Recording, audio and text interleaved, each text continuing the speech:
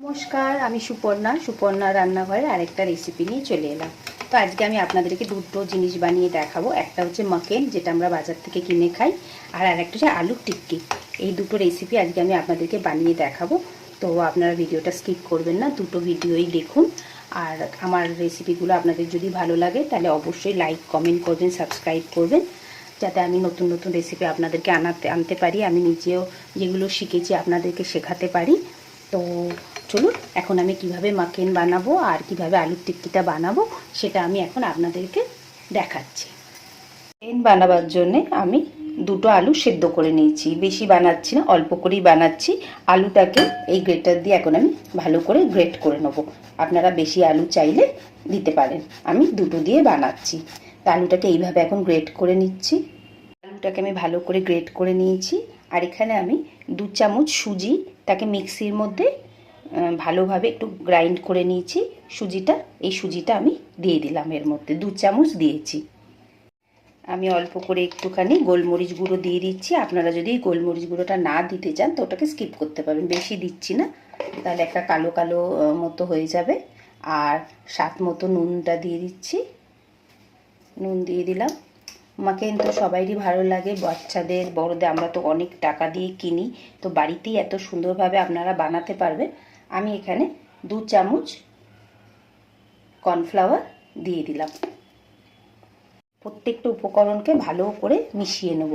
একটাও যেন আলুর ডেলা যাতে না থাকে, সেইভাবে টাইট করে, একদম যেভাবে আমরা আটা মাখি ঠিক সেইভাবে এখন এটাকে মেখে নিচ্ছি।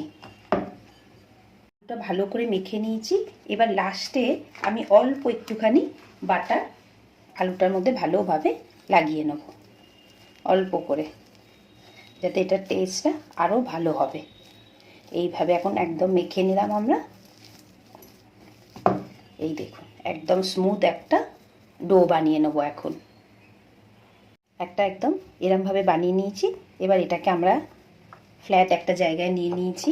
নিয়ে এরম একটা বেলুন, এইরকম আস্তে আস্তে করে একটা, আমরা যেভাবে রুটিটা বেলি সেইভাবে আস্তে আস্তে বেলে নেবো। এর জন্য একটা কী করবো, একটা বাটার পেপার নেবো, এর ওপরে একটা বাটার পেপার রেখে সেটাকে দিয়ে যদি আমরা বেলি তো বেশি ভালো করে বেলা যাবে। একটা বাটার পেপার পেতে নিয়েছি, নিয়ে এবার আস্তে আস্তে এটাকে আমি বেলে নিচ্ছি। একদম রুটির মতো বেশি পাতলাও করব না, বেশি মোটাও করব না। এইভাবে এখন ভালো করে আমি বেলে নিয়েছি। কেন, বেশি আমার আলুটা বেশি ছিল না, তো যেটুকুনি হবে সেটুকুনি আমি করছি। এবার আমি একটা ঢাকনা নিয়ে নিলাম, পরিষ্কার একটা ঢাকনা নিয়ে নিয়েছি। নিয়ে এই সাইড দিয়ে করতে শুরু করব। আগে সাইডটা এরমভাবে কেটে নিচ্ছি। এইভাবে একদম সাইড দিয়ে করব, যটা হবে। এইরকমই সাইজেরই হয় মাকেনগুলো, তো আমি সেইভাবেই করে দেখাচ্ছি আপনাদেরকে।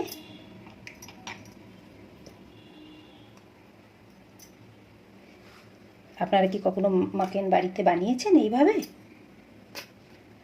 আর যে আলুগুলো এক্সট্রা বাঁচবে সেটা দিয়েও আমি আপনাদেরকে আরেকটা জিনিস বানিয়ে দেখাবো।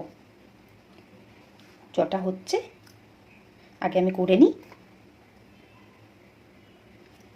বাইরে তো একটা প্যাকেটের অনেক দাম নেয় না, তো বাড়িতেই আপনারা কম খরচায় বানিয়ে নিতে পারবেন। তো এই কটাই হলো। তো এবার আমি আস্তে আস্তে করে আপনাদেরকে এগুলো তুলে দেখাচ্ছি। আগে এগুলোকে সাইড দিয়ে বার করে নিচ্ছি।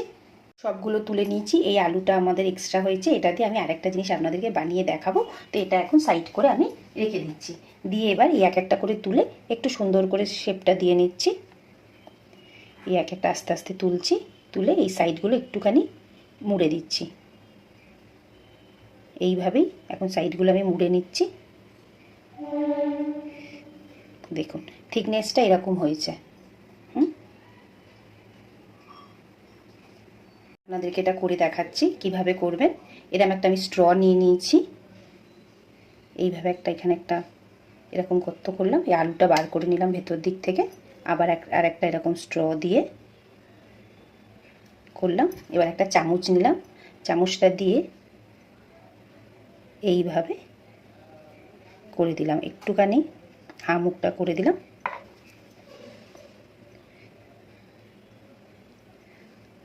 হয়েছে দেখুন তো। আমি আর একটা করছি।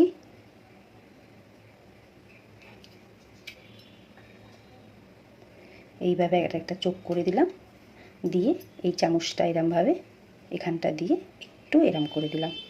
হয়েছে না পারফেক্ট? আর একটা করে দেখাচ্ছি। এরমভাবে একটা স্ট্রতে করে নেবেন, আর এরম চামচটাকে এইভাবে ধরে একটুখানি এরমভাবে ঘুরিয়ে দেবেন। আমি প্রত্যেকটাই করে করে এখন দেখাচ্ছি আপনাদেরকে, যাতে আপনারা বাড়িতে খুব সুন্দরভাবে করতে পারেন। আর আমাকে মেসেজ করে ওই যে কমেন্ট করে আপনারা আমাকে জানাবেন যে এটা টেস্টটা একদম মাকেনের মতো হয়েছে কিনা, আর কেমন লাগছে দেখতে। ভালো লাগছে না দেখতে? আর খেতে একদম মাকেনের মতনই হয়, আমরা যেটা কিনি বাইরে থেকে, বাজার থেকে। টেস্টটাও একদম ওই রকমই আসে। বাচ্চাদেরকে বাড়িতে বানিয়ে দেবেন, ও তারাও খুব আনন্দ পাবে। একটুখানি হাত দিয়ে সেট করে নেবেন, যেটা হয়তো ধরুন একটুখানি খুলে যাচ্ছে। এইভাবে প্রথমে ফুটোটা করে নেব। ভিডিওটা আমি কাট করলাম না, যাতে আপনারা ভালোভাবে জিনিসটা দেখে নিতে পারেন। আর কটা বাকি আছে আমি করে নিচ্ছি। প্রত্যেকটা আমার বানানো হয়ে গেছে, আপনারা ভালো করে এটা দেখতেই পাচ্ছেন। এবার আমি তেলটা গরম করে নেব, তারপরে এগুলোকে ফ্রাই করে আপনাদেরকে দেখাচ্ছি। তেলটা আমি গরম করতে বসিয়ে দিলাম। একদম হাই হিট করব না, মিডিয়াম তেলটা গরম করব। তখন আস্তে আস্তে এক একটা করে মাকেন দিয়ে দেবো, আর বেশি লাল করব না। একটু তেলটা হালকা গরম হয়ে গেলে আমরা তখন এক একটা করে মাকেন দিয়ে দেবো তেলের মধ্যে। চেক করে নিচ্ছি তেলটা হয়েছে কিনা। হ্যাঁ, তেলটা আমাদের একদম হয়ে গেছে। আমি এখন গ্যাসের ফ্লেমটা বন্ধ করে দিলাম। করলাম না, মানে সিম করে দিলাম। আমি এক একটা করে আস্তে করে ছেড়ে দেবো। বেশি তাড়াতাড়ি করবো না, কেননা আলুটাও তো সেদ্ধ।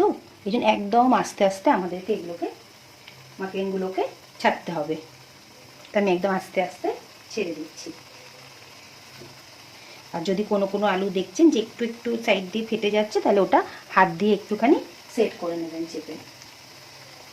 বাড়িতে কেউ এলো চটজলদি, আলুটা যদি বাড়িতে আর সবসময় না ফ্রিজে একটু আলু সেদ্ধ করে রেখে দেবেন, তাহলে দেখবেন অনেক রেসিপি খুব ইজিভাবে ঝটঝট করে নেওয়া যায়।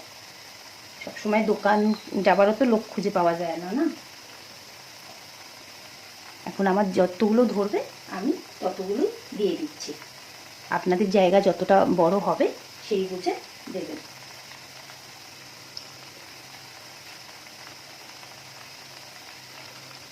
এবার এগুলোকে এখন হালকা হালকা করে, যেটা যেটা ফার্স্টে দিয়েছিলাম সেগুলোকে হালকা হালকা করে উল্টে দেবো। ফ্লেমটা বাড়িয়ে দিলাম, দিয়ে ঝটঝট করে এগুলোকে হালকা লাল করে ভেজে নেব। কেমন লাগলো আপনাদের এই রেসিপিটা আমাকে অবশ্যই কমেন্ট করবেন। আর আমার চ্যানেলটা যদি আপনাদের পছন্দ হয় তাহলে অবশ্যই সাবস্ক্রাইব করবেন, আমার ভালো লাগবে। আস্তে আস্তে দেখুন এগুলো ফুলছে। তো এখন আমি গ্যাসের ফ্লেমটাকে বাড়িয়ে রেখেছি, এটা বন্ধ করে দিলাম। এবার ঝটপট করে আমি তুলে নিচ্ছি। একদম ক্রিস্পি ক্রাঞ্চি হয়েছে। সব কটাই তুলে নিচ্ছি। দেখুন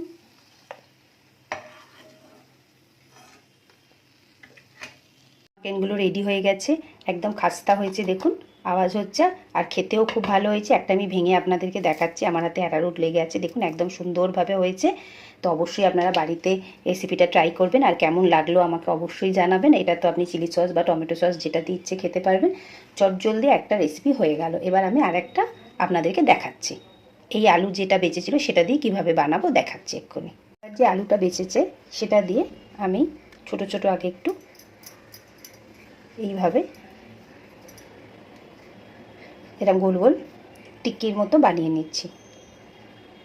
যে কটা হয় এরকম ছোট ছোট করেই বানাচ্ছি। সাইড দিয়ে যে আলুগুলো বেরিয়ে গেছিলো সেগুলো দিই।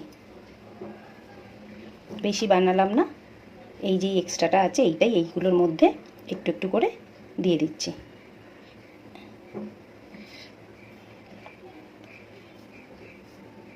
এবার একটু হাতে এইভাবে আগে গোল করে নিচ্ছি। এইভাবে প্রত্যেকটা আমি গোল করে নিচ্ছি। খুব ভালো লাগে খেতে। এই টিক্কিটা বানিয়ে আপনারা ওই বার্গারে দিতে পারবেন, বা পাও পাও ভাজি হয় না, সরি পাও ভাজি ভুল বললাম, বারে পাওয়ের মাঝখানে দিয়ে আপনারাও এটা ট্রাই করতে পারেন, ভালো হবে। এবার আমি হাত দিয়ে এটাকে আস্তে করে একটু চেপে দিচ্ছি, দিয়ে সাইডগুলোকে একটু এরমভাবে করে দিচ্ছি, দিয়ে এটার মাঝখানে আমি একটুখানি চিলি ফ্লেক্স দিয়ে দিচ্ছি, বেশি দিচ্ছি না, অল্প একটুখানি চিলি ফ্লেক্স দিচ্ছি, আর একটুখানি ধনেপাতা দিয়ে দিচ্ছি, দিয়ে একটু হাত দিয়ে এটাকে চেপে দিচ্ছি যাতে জিনিসগুলো না বেরোয়। এই যে এইভাবে বানিয়ে নিলাম, একটা বানিয়ে নিচ্ছি, সমানভাবে চিপছি, একটু চিলি ফ্লেক্স দিয়ে দিলাম, তারপরে এই যে এইভাবে একটুখানি এগুলোকে চেপে দিচ্ছি। এই দেখুন আরেকটা করে নিচ্ছি, এইভাবে চেপে নিলাম, নিয়ে চিলি ফ্লেক্স এখানে আপনারা যদি মনে হয় তাহলে একটু চাট মশলা বা একটু ভাজা মশলা উপর থেকে স্প্রিঙ্কল করে দিতে পারেন। এই যে আর একটা আছে, আমি বানিয়ে নিচ্ছি। তবে 4টে আমি টিকি বানিয়ে নিয়েছি, এই ওপর দিয়ে দিয়ে দিয়েছি ধনেপাতা, চিলি ফ্লেক্স। এবার এগুলোকে তেলটার মধ্যে আমরা ফ্রাই করে নেবো। এখন তেলটা গরম হয়ে গেছে, এবার আমি টিকিগুলোকে আস্তে করে ওপর থেকে এগুলোকে টিক্কিগুলোকে এখানটা দিয়ে দিলাম। বেশি কিন্তু সময় লাগবেই না, ওই রকমই সময় লাগবে, মাকেনটা যতটুকুনি টাইমের মধ্যে হয়েছিল। খুব ভালো লাগে চায়ের সাথে, কফির সাথে, বা যেটা আমি আপনাদের বলবো, বা স্যান্ডউইচের মাঝখানেও আপনারা দুটো পাউরুটির মাঝখানে দিয়েও খেতে এটা খুব ভালো লাগে। এটাকে ওইভাবেই এখন লাল করে আমি ভেজে নেব। এই হয়ে গেছে, এবার আমি আর একটা সাইড করে দিলাম, উল্টে দিলাম। দেখতে তো ভালোই লাগছে।